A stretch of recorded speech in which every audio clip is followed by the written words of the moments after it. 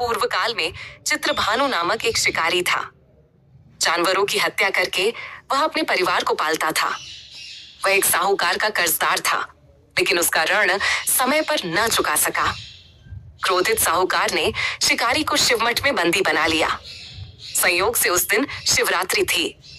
शिकारी ध्यानमग्न होकर शिव संबंधी धार्मिक बातें सुनता रहा। चतुर्दशी को उसने शिवरात्रि व्रत की कथा भी सुनी।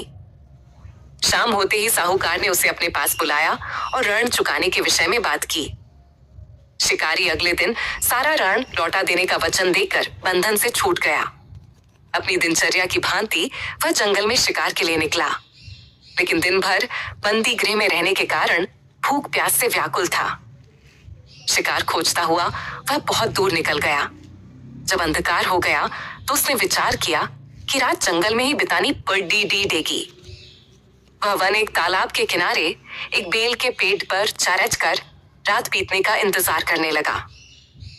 बिल्व वृक्ष के नीचे शिवलिंग था, जो बिल्व पत्रों से ढंका हुआ था। शिकारी को उसका पता न चला।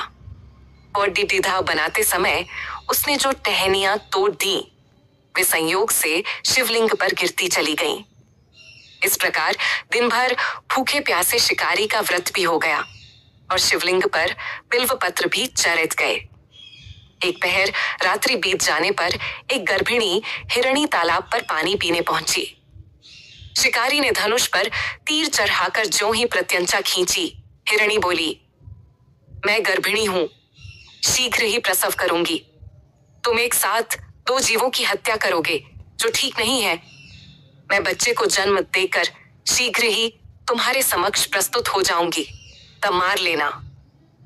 शिकारी ने प्रत्यंचा ढीली कर दी और हिरणी जंगली झादियों में लुप्त हो गई। प्रत्यंचा चढ़ाने तथा ढीली करने के वक्त कुछ बिल्व पत्र अनायास ही टूटकर शिवलिंग पर गिर गए। इस प्रकार उससे अनजाने में ही प्रथम प्रहर का पूजन भी संपन्न हो गया। कुछ ही देर बाद एक और हिरणी उधर से निकली। शिकारी की प्रसन्नता का ठिकाना न रहा। समीप आने पर उसने धनुष पर बाण चढ़ाया। तब उसे देख हिरणी ने विनम्रता पूर्वक निवेदन किया, हे शिकारी, मैं थोड़ी देर पहले ऋतु से निवृत्त हुई हूं। कामातुर विरहिणी हूं। अपने प्रिय की खोज में भटक रही हूं। मैं अपने पति से मिलकर शीघ्र ही तुम्हारे पास आ जाऊंगी। शिकारी ने उसे भी जाने दिया। 2 बार शिकार को खोकर उसका माथा ठनका।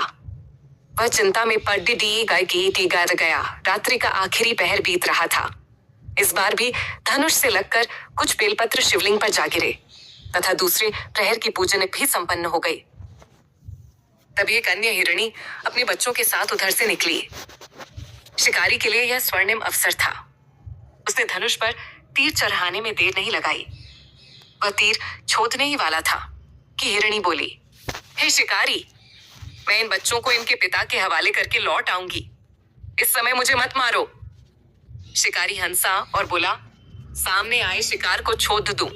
मैं ऐसा मूर्ख नहीं। इससे पहले मैं 2 बार अपना शिकार खो चुका हूं। मेरे बच्चे भूख प्यास से व्यग्र हो रहे होंगे। उत्तर में हिरणी ने फिर कहा, जैसे तुम्हें अपने बच्चों की ममता सता रही है, ठीक वैसे ही मुझे भी। हे शिकारी, मेरा विश्वास करो, मैं इन्हें इनके पिता के पास छोड़कर तुरंत लौटने की प्रतिज्ञा करती हूँ।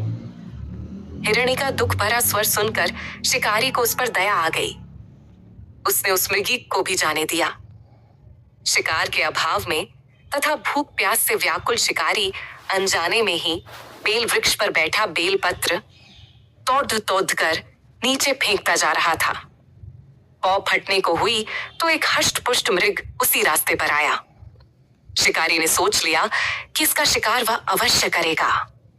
शिकारी की तनी प्रत्यंचा देखकर मृग विनीत स्वर में बोला, हे शिकारी, यदि तुमने मुझसे पूर्व आने वाली 3 मृगियों तथा छोटे छोटे बच्चों को मार डाला है, तो मुझे भी मारने में विलंब न करो, ताकि मुझे उनके वियोग में एक क्षण भी दुख न सहना पड़े। मैं उन हिरणियों का पति हूं। यदि तुमने उन्हें जीवन दान दिया है, तो मुझे भी कुछ क्षण का जीवन देने की कृपा करो। मैं उनसे मिलकर तुम्हारे समक्ष उपस्थित हो जाऊंगा। मृग की बात सुनते ही शिकारी के सामने पूरी रात का घटना चक्र घूम गया। उसने सारी कथा मृग को सुना दी।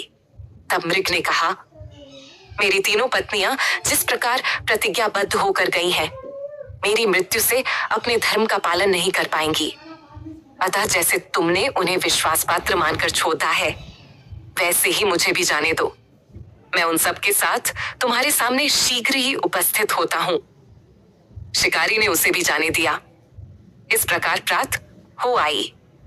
उपवास, रात्रि जागरण तथा शिवलिंग पर बेलपत्र चढ़ने से अनजाने में ही पर शिवरात्रि की पूजा पूर्ण हो गई। पर अनजाने में ही की हुई पूजन का परिणाम उसे तत्काल मिला। शिकारी का हिंसक हृदय निर्मल हो गया, उसमें भगवत शक्ति का वास हो गया। थोड़ी ही देर बाद वह मृग सपरिवार शिकारी के समक्ष उपस्थित हो गया ताकि वह उनका शिकार कर सके, किंतु जंगली पशुओं की ऐसी सत्यता, सात्विकता एवं सामूहिक प्रेम भावना देखकर शिकारी को बड़ी ग्लानि हुई। उसने मृग परिवार को जीवन दान दे दिया। अनजाने में शिवरात्रि के व्रत का पालन करने पर भी शिकारी को मोक्ष की प्राप्ति हुई। जब मृत्यु काल में यमदूत उसके जीव को ले जाने आए तो शिवगणों ने उन्हें वापस भेज दिया तथा शिकारी को शिवलोक ले गए। शिव जी की कृपा से ही अपने इस जन्म में राजा चित्रभानु अपने पिछले जन्म को याद रख पाए तथा महाशिवरात्रि के महत्व को जानकर उसका अगले जन्म में भी पालन कर पाए। शिव कथा का ये है संदेश। शिकारी की कथानुसार महादेव तो अनजाने में किए गए व्रत का भी फल दे देते हैं, पर वास्तव में महादेव शिकारी की दया भाव से प्रसन्न हुए। अपने परिवार के कष्ट का ध्यान होते हुए भी शिकारी ने मृग परिवार को जाने दिया। यह करुणा ही वस्तुत उस शिकारी को उन पंडित एवं पुजारियों से उत्कृष्ट बना देती है जो कि सिर्फ रात्रि जागरण, उपवास एवं दूध, दही, बेलपत्र आदि द्वारा शिव को प्रसन्न कर लेना चाहते हैं। इस कथा में सबसे महत्वपूर्ण बात यह है कि इस कथा में अनजाने में हुए पूजन पर विशेष बल दिया गया है। इसका अर्थ यह नहीं है कि शिव किसी भी प्रकार से किए गए पूजन को स्वीकार कर लेते हैं अथवा भोलेनाथ जाने या अनजाने में हुए पूजन में भेद नहीं कर सकते हैं। वास्तव में वह शिकारी शिव पूजन नहीं कर रहा था। इसका अर्थ यह भी हुआ कि वह किसी तरह के किसी फल की कामना भी नहीं कर रहा था। उसने मृग परिवार को समय एवं जीवन दान दिया जो कि शिव पूजन के समान है। शिव का अर्थ ही कल्याण होता है। उन निरीह प्राणियों का कल्याण करने के कारण ही वह शिव तत्व को जान पाया तथा उसका शिव से साक्षात्कार हुआ। परोपकार करने के लिए महाशिवरात्रि का दिवस होना भी आवश्यक नहीं है। पुराण में 4 प्रकार के शिवरात्रि पूजन का वर्णन है। मासिक शिवरात्रि, प्रथम आदि शिवरात्रि तथा महाशिवरात्रि। पुराण वर्णित अंतिम शिवरात्रि है। नित्य शिवरात्रि, रात्रि ही शिवरात्रि है।